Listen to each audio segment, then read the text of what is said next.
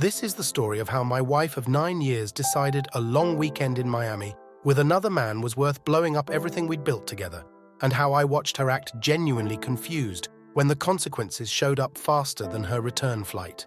I need to get this out because my family keeps telling me I handled it wrong. Her family is calling me a monster, and honestly, some days I wonder if I did go too far. But then I remember the Ring camera footage, and nah, I'm good. So, background. My name doesn't matter, but let's go with Derek because why not? I'm 36, work in commercial HVAC, not glamorous, but it pays well and I'm good at it. My wife, Cassandra, she went by Cass, was 34. We'd been married 9 years, together 11. No kids. We'd talked about it a lot early on, but she kept saying next year, and eventually I stopped asking. Looking back, that should have been a sign, but hindsight's 20/20 and all that. Our marriage wasn't perfect. I'll be the first to admit that. I worked long hours, especially in summer when every commercial unit in the state decides to die simultaneously. Cass worked as a marketing coordinator for a mid-size firm, decent salary, nothing crazy. Combined, we were comfortable. Not rich, but we had the house, 2 cars, and enough left over for vacations once or twice a year. I thought we were solid. I genuinely, truly thought we were solid. Cass had a group of girlfriends she'd do trips with maybe once a year. Totally normal. I never had a problem with it. Her best friend was Raylin. They'd been close since college. There was also Tessa and Margot. They'd done Savannah. They'd done Nashville. They'd done a cruise once. So when Cass texted me on a Thursday morning while I was already at a job site saying, "Girls trip to Miami. Raylin found a deal. Leaving Friday morning. Back Sunday night. Love you." I didn't even blink. I texted back something like, "Have fun. Bring me back something," and went back to troubleshooting a rooftop unit that was older than me. Friday morning, she was up early, packed a rolling suitcase, the teal one she always used, kissed me on the cheek, and headed out. I was still half asleep. Heard the front door close, rolled over, went back to sleep for another hour before my alarm. Normal, completely normal. Saturday, around 2 p.m., I was on the couch watching college football when someone knocked on the door. I opened it and there was Raylin, standing on my porch, with a bottle of wine and a Tupperware container of what turned out to be banana bread. "Hey, is Cass home? She hasn't answered my texts all day and I wanted to drop this off. We're still doing dinner Tuesday, right?" I just stared at her for a second. My brain needed a minute. "She's in Miami with you." Raylin's face did this thing where it went from confused to concerned to something like dread in about 3 seconds. "Derek, I'm not in Miami. I've been home all weekend. I haven't talked to Cass since Wednesday." The silence that followed was probably only 5 seconds, but it felt like the floor was dissolving underneath me. I actually grabbed the door frame, not dramatically, just because my knees did something weird. "She told me you found a deal on a trip to Miami," I said, and my voice sounded wrong to me, like I was hearing it from another room. "Girls' trip. You, Tessa, Margot." Raylin shook her head slowly. "Derek, there's no trip. Are you okay? Do you want me to call her?" I told Raylin I'd handle it. She looked like she wanted to say more, but she could read my face. She left the banana bread, took the wine back, and honestly, I respect that move. She knew I wasn't going to be in a wine mood. After she left, I sat on the couch for maybe 10 minutes, just sitting. Not crying, not yelling, just processing. My brain was doing that thing where it's running through every possibility. Maybe there was a misunderstanding. Maybe she went with someone else and just said Raylin out of habit. Maybe. And then I thought about the Ring camera. We'd installed a Ring doorbell about 2 years prior. I mostly used it to check packages, but it recorded everything, motion activated. I pulled up the app on my phone and scrolled back to Friday morning, 6:47 a.m. The front door opens. There's Cassandra, pulling the teal suitcase, wearing that white sundress she loved. She walks down the driveway. And there's a car I don't recognize, dark grey sedan. Nice one, looked like a newer Audi. She walks to the passenger side.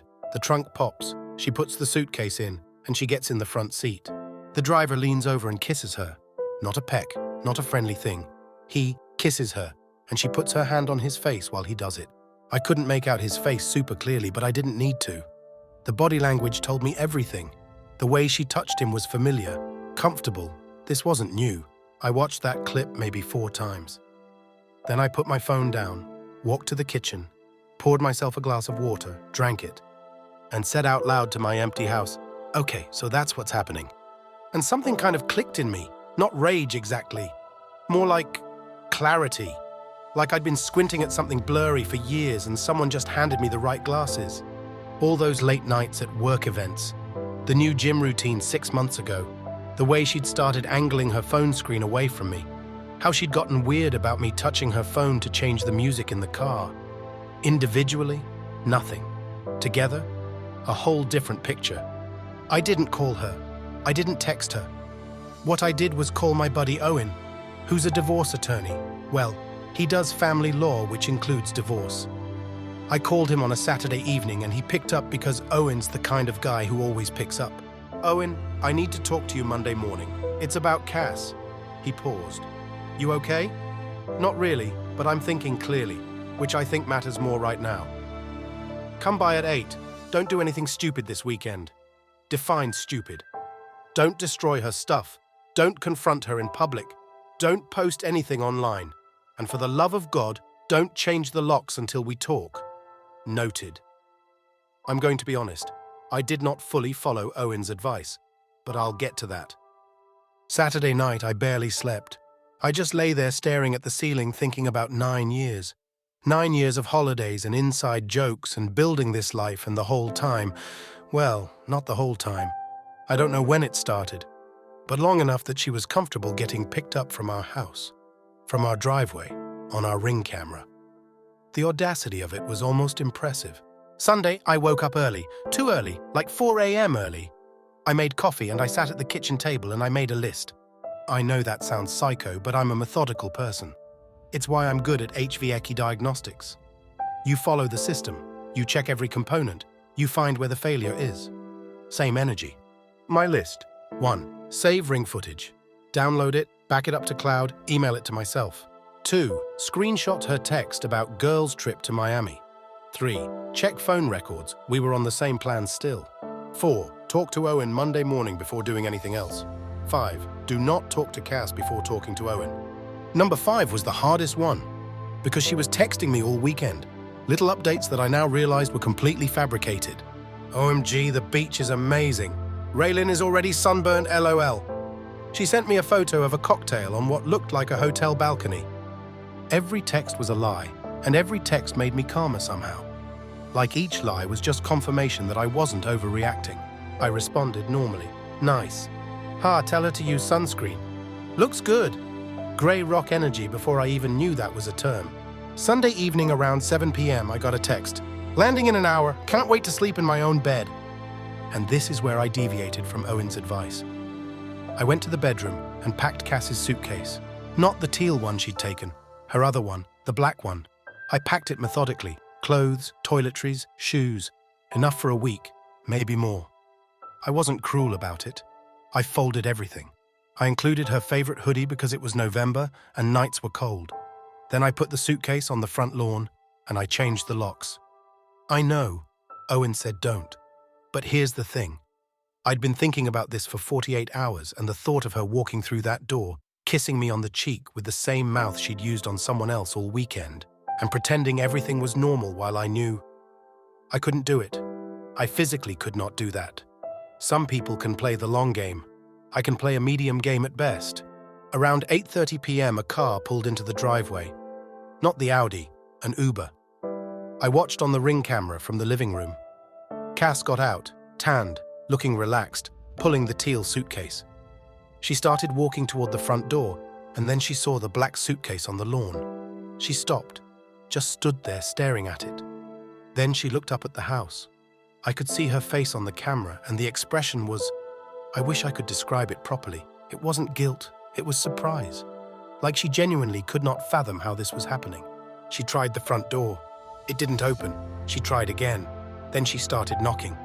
Derek, what is this? Why is my suitcase outside? Derek! I opened the door, just the storm door between us, glass and a screen. Hey, I said, how was Miami? What are you doing? Why is the lock different? Let me in.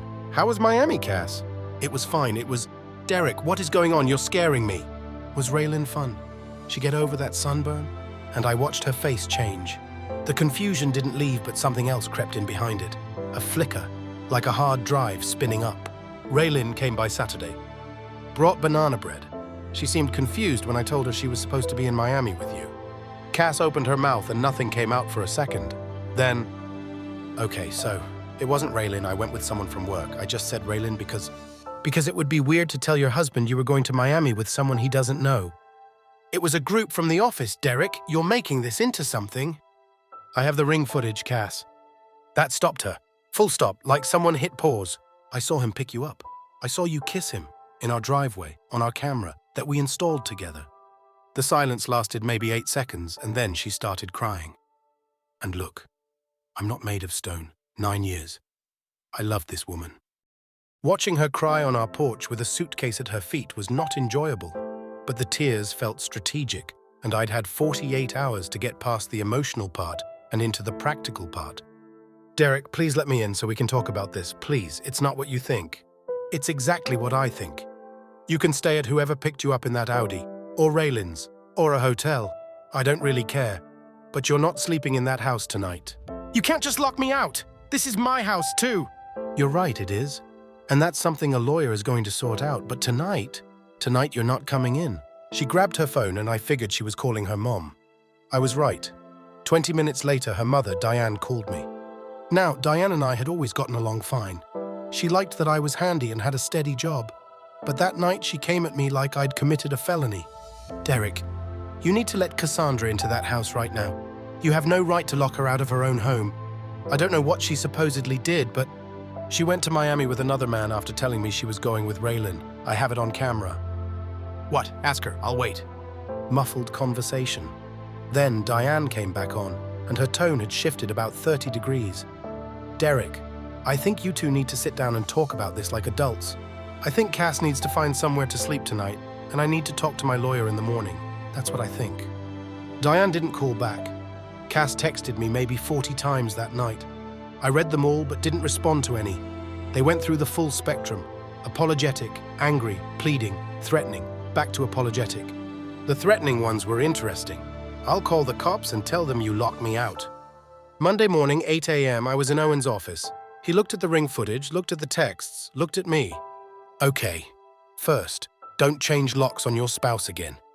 You got lucky she didn't call the police because that could have complicated things. Noted, for real this time. Second, this footage is good. The texts are good. You're in a fault state, which means infidelity matters in divorce proceedings. It won't get you everything, but it helps. Third, are you sure you want to do this? You don't want counseling? Don't want to try? Owen, she lied to my face, kissed another man in our driveway and sent me fake vacation text for 3 days. I'm sure. He nodded. Then let's get started. Now here's where the story gets less satisfying and more real, because real life isn't a movie. Cass came by Tuesday with her mom. I let her in. Owen told me I had to. She packed more of her things. It was the most awkward 2 hours of my life. Diane kept giving me these looks like I was the problem, which was wild to me. Cass tried to talk to me in the kitchen while her mom was in the bedroom packing. Derek, it was a mistake. One time. It didn't mean anything. One time that involved a planned trip, a packed suitcase, and a lie to your husband. That's not a mistake. That's a project plan. Can we at least go to counseling? 9 years, Derek. You owe me that. I don't owe you anything. You owe me an explanation for how long this has been going on, but I don't even want that anymore. It was just, don't. I don't want to know his name, how you met, none of it. I just want this to be over as cleanly as possible. She cried again. I handed her a box of tissues and went to the garage until they left. The next few weeks were rough. I'm not going to sugarcoat it. The initial clarity I'd felt wore off, and the grief hit like a freight train. I'd come home from work and the house was just quiet, not peaceful quiet, empty quiet. I ate cereal for dinner more times than I want to admit. I didn't tell my parents for 2 weeks because I didn't want to have the conversation. Meanwhile, Cass was staying at Diane's house and apparently telling everyone a very different version of events.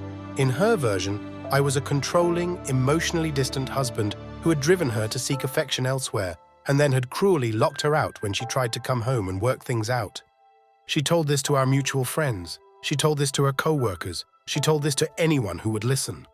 It worked on some people. Our friend group kind of split. Tessa sided with Cass immediately. They worked at the same company, and I think there was a loyalty thing there. Margot stayed neutral, which I respected. A couple of guys I was friends with through Cass. They just stopped texting, which was fine. Fair weather people reveal themselves in storms. What Cass didn't count on was Raylin. Raylin was furious, not at me, at Cass, because Cass had used her name in the lie. She'd told me Raylin was on the trip, which meant Raylin was now implicated in the cover story. And Raylin, God bless her, was not having it. She was vocal about it too. She told the friend group exactly what had happened, that she'd shown up at our door on Saturday, that there was no girls' trip, that Cass had lied and used her name to do it. This caused a whole secondary drama that I wasn't even involved in. Cass and Raylin had a massive falling out. Raylin told me about it over text. Apparently, Cass called her a traitor for not backing up the story. As if Raylin was supposed to what? Lie to my face retroactively. The entitlement was staggering. I also found out through the divorce process who the guy was. His name was Mitchell. He worked at a company that did business with Cass's firm. He was 41, drove the Audi, and, this part was almost funny, was also married. His wife found out about 2 weeks after everything blew up because Cass, in a moment of incredible judgment, texted Mitchell something incriminating, and his wife saw it. So now there were 2 marriages imploding because of a girl's trip to Miami. The divorce itself took about 7 months. It was not fun. Despite the footage and the evidence, Cass's attorney pushed hard for a favorable split. The house was a big fight. We'd both contributed to the down payment, though I'd paid more of the mortgage. In the end, we had to sell it. The market was okay, not great. After the mortgage was paid off and we split what was left, I walked away with about $38,000. She got about $31,000 and kept her car. I kept mine. I also had to pay about $11,000 in legal fees. Owen gave me a friend discount, but divorce lawyers aren't cheap even when they're your buddy. So my net winnings from my marriage ending were about $27,000 and an apartment lease. Was it worth it? That's a question I still think about. There were some satisfying moments, though. During the mediation, Cass and her attorney tried to argue that I'd been emotionally abusive by changing the locks and putting her things on the lawn. Her attorney actually used the phrase, public humiliation. Owen very calmly pulled up the ring footage and said, "My client's reaction to discovering his wife's infidelity via their own home security system was understandably emotional but non-violent. He packed her belongings carefully and provided her with adequate clothing and necessities. He did not destroy or damage any of her property." I could see the mediator's face shift when they watched the footage. Not dramatically. Mediators are professional neutral, but there was a micro-expression that told me they were not impressed with Cass's emotional abuse argument. Cass also tried to get the court to consider that I had alienated her from her social circle, which was hilarious because Raylin provided a written statement detailing exactly what had happened and how Cass had asked her to corroborate a lie after the fact. That argument went nowhere. One of the worst parts, and this is the real-life stuff nobody talks about, was Diane, my mother-in-law, the woman who'd eaten Thanksgiving at my table for 9 years. She called me in January, about 3 months into the process, and said, "Derek, I want you to know that what Cassandra did was wrong. I'm not defending it, but you need to understand that you're destroying her life by going through with this divorce. She's depressed. She's not eating. She's lost weight. If you ever loved her, you'd try to work it out." And I said, "Diane, she destroyed her own life in the passenger seat of an Audi. I'm just processing the paperwork." She hung up on me. I felt bad about that one for a few days. Diane wasn't a bad person. She was a mom watching her daughter fall apart. But the framing, the absolute insistence that I was the one destroying things, that's the part that still gets to me. Cass made a choice. Cass lied and planned and executed a weekend with another man. But somehow I was the destructive one for not absorbing it quietly. Mitchell's wife, by the way, her name was Janine. She filed for divorce too. I know this because she actually reached out to me through some mutual connection I didn't even know existed. We talked on the phone once. It was weird and sad and kind of cathartic. She told me Mitchell tried to tell her it was just physical, and she'd said, "You spent 3 days in a hotel room with another woman. You bought plane tickets. That's not physical. That's a relationship." I told her about the banana bread, and she actually laughed. We wished each other well, and that was it. Not some dramatic alliance. Just 2 people saying, "Yeah, this sucks," and moving on. The divorce was finalized in June. I moved into a 1-bedroom apartment that was fine but aggressively beige. I ate a lot of takeout. I called my mom more. I picked up extra shifts because the apartment felt too quiet. About a month after it was final, I ran into Tessa at a gas station. She was the friend who'd sided with Cass immediately. She was filling up her tank, and I was getting coffee, and we made eye contact, and she walked over. "Hey, Derek. Hey. Look, I just want you to know. I heard the whole story. The real one. Raylan told me everything and showed me the texts where Cass asked her to lie. I should have reached out to you before picking a side, and I'm sorry about that. I appreciate that. She's not doing great. Mitchell dumped her like 2 months in. She's back at Diane's. She's been telling people she's going to move, but she hasn't. I think she thought she'd get the house. She thought a lot of things." Tessa nodded.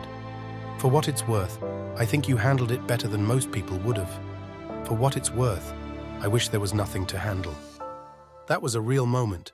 Standing at a gas station under fluorescent lights, getting a half apology and an update I didn't ask for. Not cinematic, just life. Last thing. About 3 months after the divorce was finalized, Cass texted me. Just once. It said, "I know you probably won't respond to this, but I'm sorry. Not for sympathy. I just needed to say it. I messed up the best thing I had, and I know that." I read it. I sat with it, and I didn't respond. Not because I was being cold. Not because I was trying to teach her a lesson. I just didn't have anything left to say. The apology didn't change anything. It didn't give me back 9 years or the house or the version of my life I thought I was living. It was just words arriving too late to a door that was already closed. I'm writing this from the beige apartment. It's been about 10 months since the suitcase on the lawn. I won't pretend I'm thriving. I'm functioning. I go to work. I come home. I cook actual food now instead of cereal, which feels like progress. I started talking to a therapist, which I should have done months ago. Some days are fine. Some days I hear a car pull into a parking space outside, and for half a second I think it's her coming home. It's not, obviously. Nobody's coming home. But here's what I know. I didn't blow up my marriage. I didn't drive her away. I didn't fail to be enough. She made a choice, and then she made another choice to lie about it. And then she made another choice to use her best friend's name as a cover story. That's 3 choices minimum, each one deliberate, each one directed at me.